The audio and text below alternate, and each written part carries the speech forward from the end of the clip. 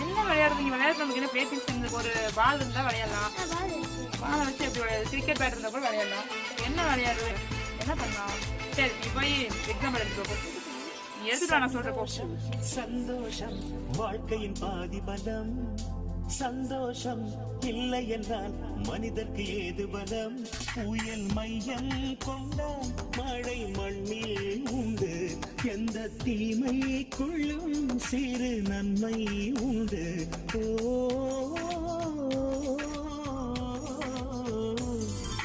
சந்தோஷம் சந்தோஷம் வாழ்க்கையின் பாதி பலம், சந்தோஷம் இல்லை என்றால் மனிதர்க்கு ஏது பலம்.